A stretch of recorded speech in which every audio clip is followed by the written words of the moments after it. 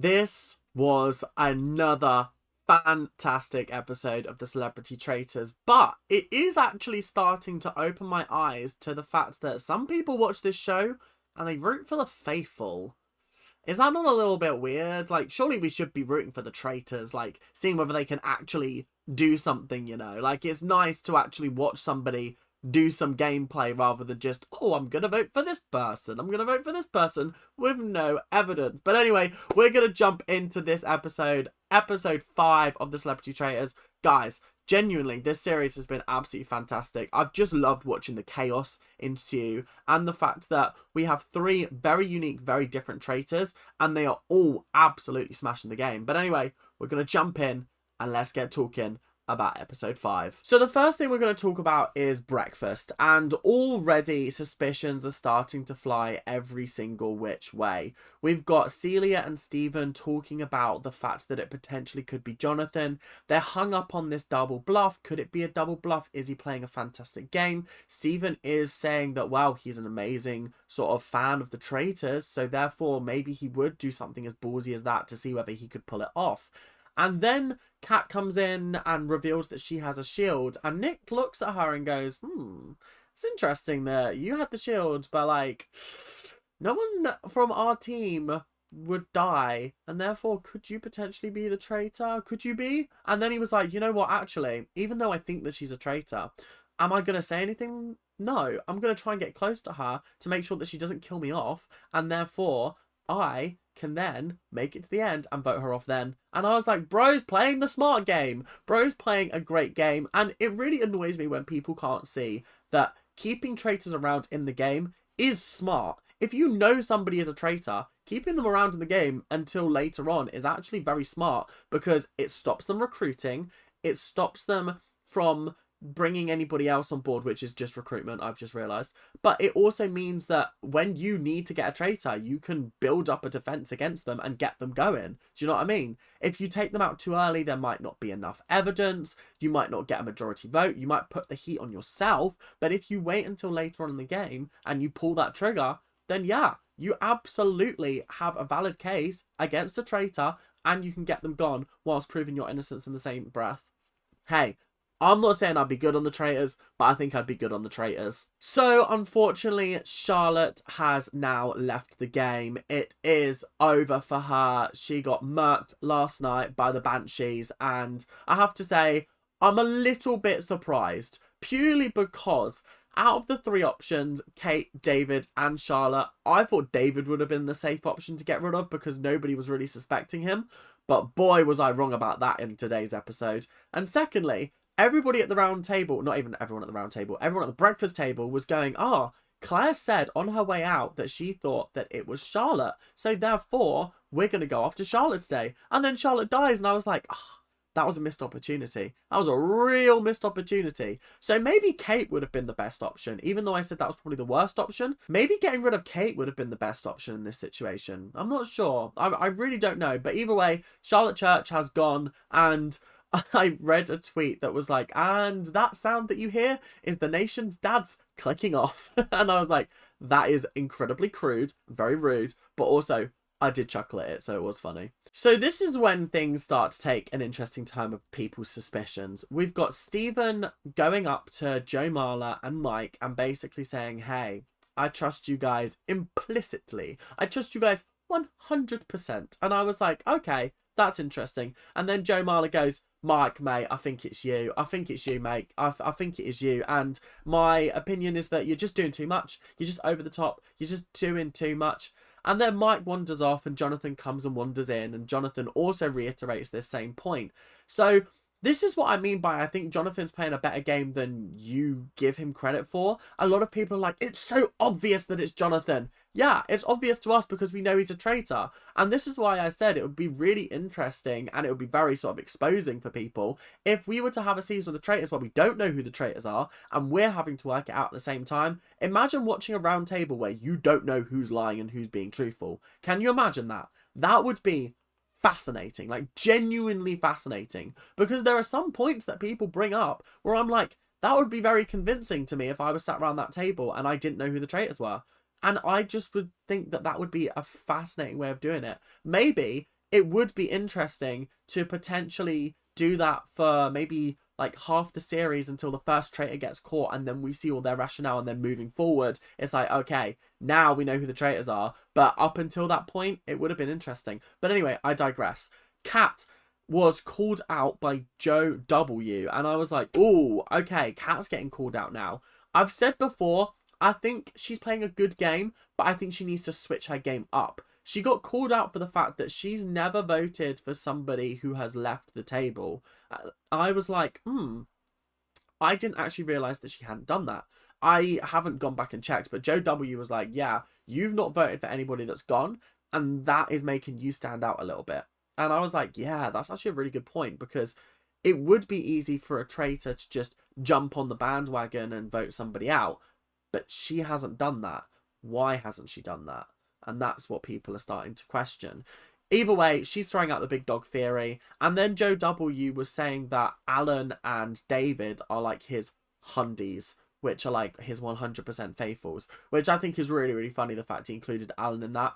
So, you know what, Alan, you're doing a better job than I give you credit for, but you're doing a fantastic job. So big claps to you, big claps. Now, the mission was fairly straightforward. There were traps in the forest. There were questions about dearly departed players. And I have to say, I was very, very interested to see how this would go down. And it went down quite well. I was very impressed. There were a lot of funny moments. Alan being hoisted up into the tree, and Celia Imrie getting trapped by some kind of cage. There were a lot of really, really funny moments. And I have to say, the MVP of this challenge was actually Jonathan Ross. His interviewing skills really helped him out, because he was like, hey, I knew Charlotte Church when she was 11, so it was 12, I think. And then when it was the Paloma question, he was like, I'm sure she mentioned something about a ghost train when I've interviewed her before. So he actually helped them out massively.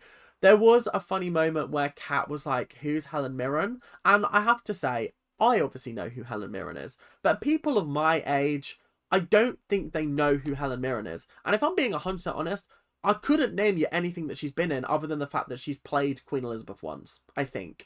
Other than that, I really couldn't tell you what she's been in off the top of my head. And I know that's bad. I know that's bad, guys. Don't hate me. But I genuinely couldn't tell you what she's been in. But of course I know who she is. She's a legendary actress. But I like I said, I'm kind of hard pressed to think about what she's actually been in off the top of my head.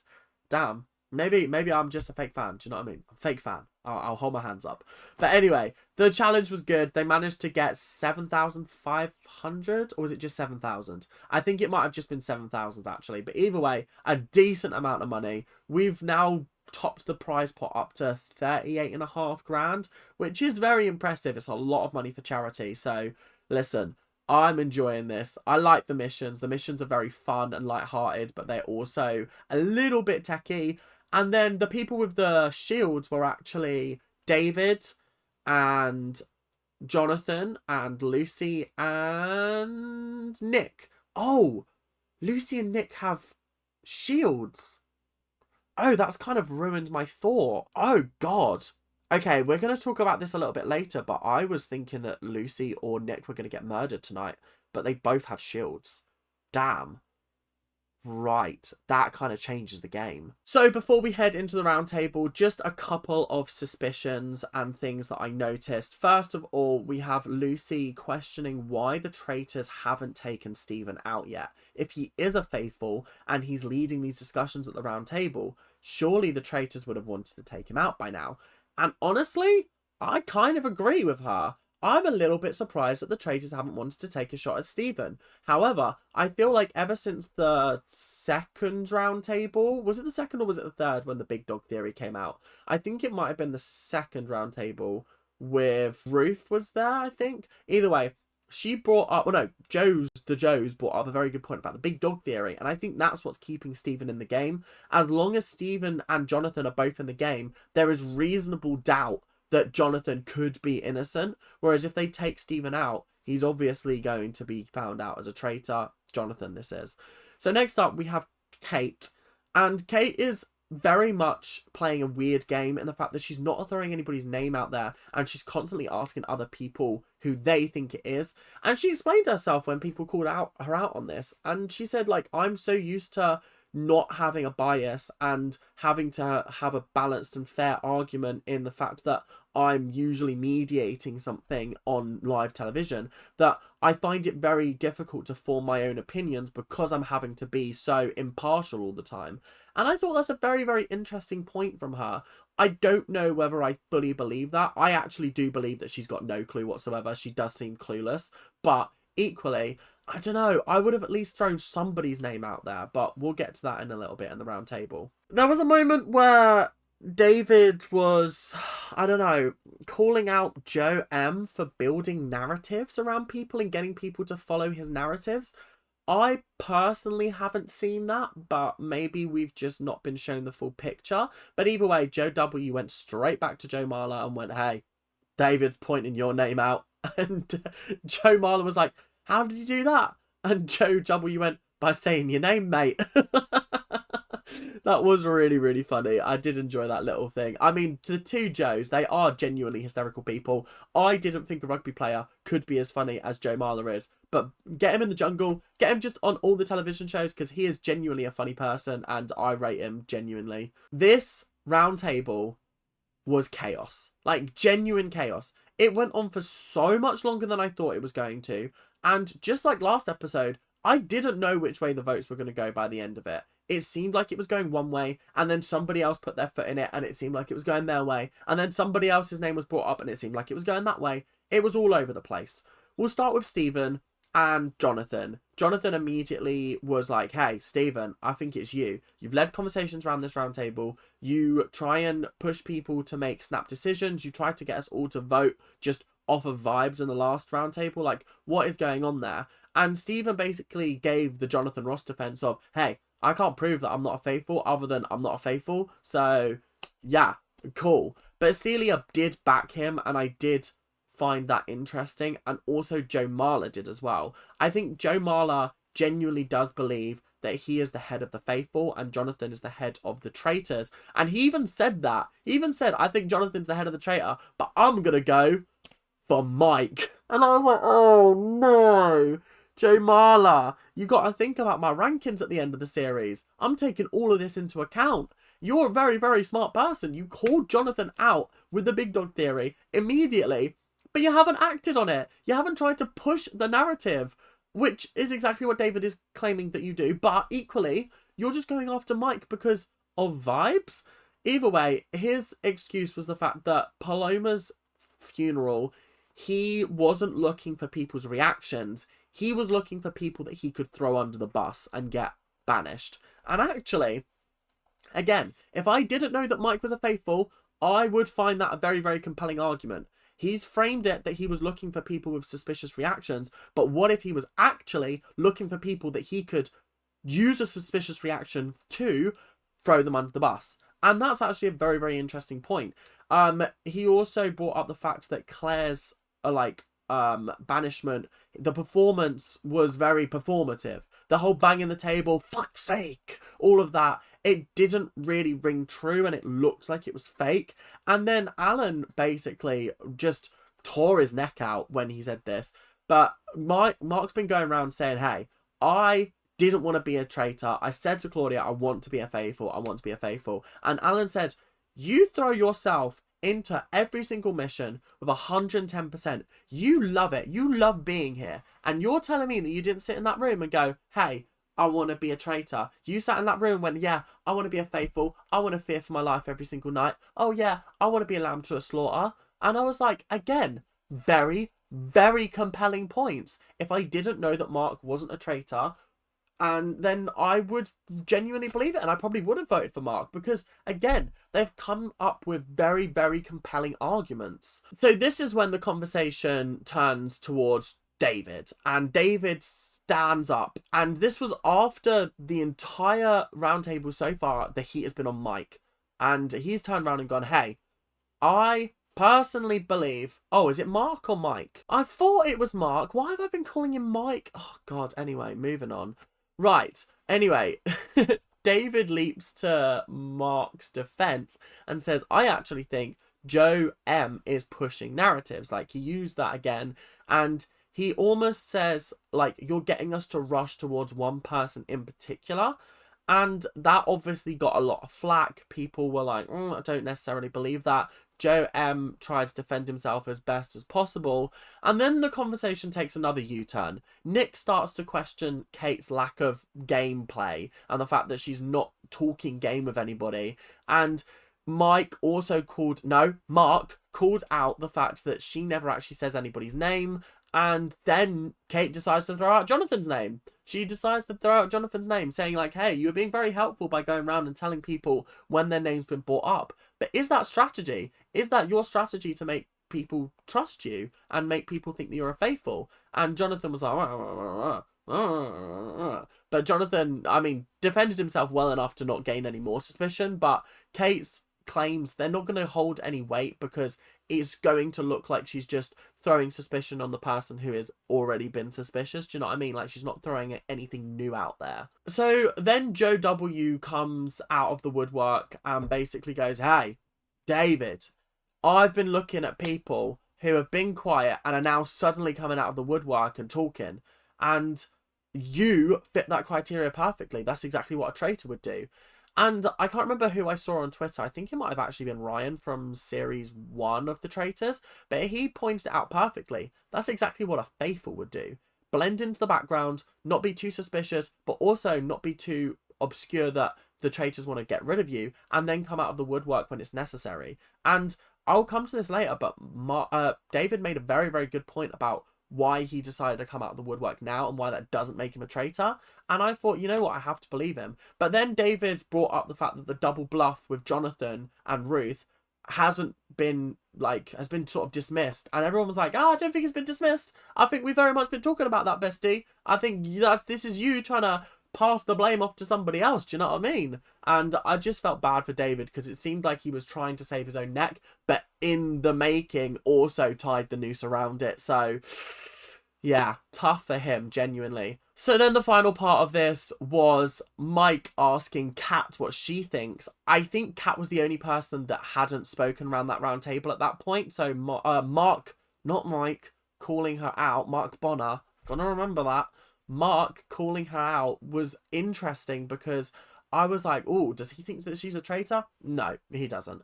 And also, there was a comment that she said something along the lines of like, I think it is Jonathan and David or something like that. She said 2 people's names. And Stephen went, well, that's only 2. What about the third? And I was sat there like, how has nobody called him out on the fact that he's insinuating that there are only 3 traitors? How does he know? They don't have like a set number of traitors. I know a lot of people who are new to the show will think, oh, they only have 3 traitors. No, sometimes there's 2, sometimes there's 3, sometimes there's 4.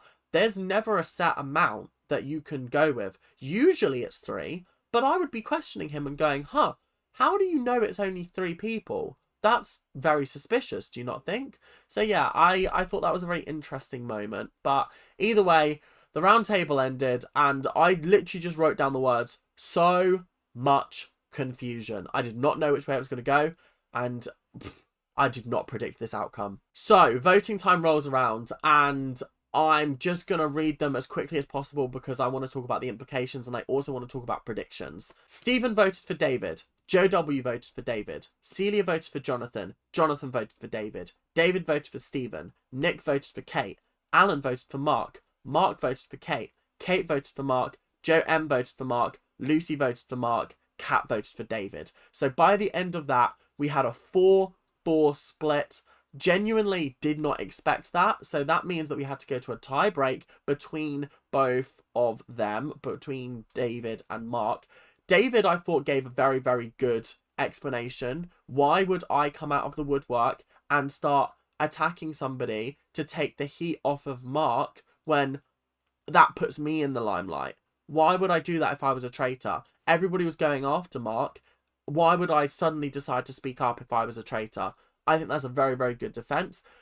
I mean, Mark's defense was just, oh, I'm a faithful. I'm a faithful, guys. I've always been a faithful. I wanted to be a faithful. So I really don't know how we ended up in the situation we're in, because Mark seemed guilty in that moment. But again, is what it is. So second round of voting. Jonathan still voted for David. Nick voted for Mark. Alan voted for Mark. Kate voted for Mark. Joe M voted for Mark. Lucy voted for Mark. Kat voted for David, Stephen voted for David, Joe W voted for David, Celia voted for David. So we're still at a tiebreak. We have never seen this happen before. After 2 rounds of voting, they cannot decide, and now it must be left up to fate. I don't know what's going to happen. I am so excited to find out. And listen, I've watched Australia, I've watched New Zealand, I've watched US, and I've watched UK, and I've never seen this eventuality happen. It might have happened in one of the non-English speaking ones, or maybe on Canada, because I haven't seen Canada yet.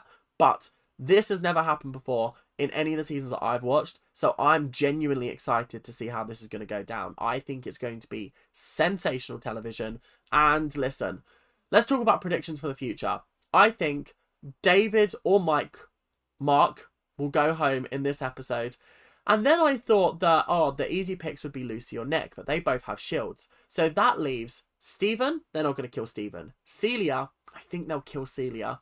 Kate, I don't think they'll kill Kate. Who else is a faithful that I've left over? David or Mark, and then Lucy and Nick. That's 6, I think. Oh, Joe Marler and Joe W. They could get rid of one of the Joes. They might actually get rid of Joe W. I think it'll be between Joe W and Celia that they kill off. And I think if they're being smart, they'll get rid of Joe W. But then I think that piles a lot of pressure onto the traitors. Whereas if they got rid of Celia, I think Joe W will end up going for somebody else, maybe. I don't know. I really don't know what's going to happen. But I do think that the next person banished will be whoever doesn't get banished tonight. If it's David that goes, Mark will get banished at the next round table. If it's Mark that goes tonight, David will get banished at the next round table. And that means that we will be down to 8 players. 3 of them are traitors. That's crazy. And to everyone that's saying, it's so obvious that Jonathan's still, that he's a traitor. Is it obvious? That's the question that I'll leave you on. But anyway, thank you guys so much for watching. I hope you guys have enjoyed. Make sure to like, make sure to comment, make sure to subscribe. This was a very, very long one, so hopefully you have enjoyed. But anyway, I will see you guys later. Keep on ranting. Bye now. See ya.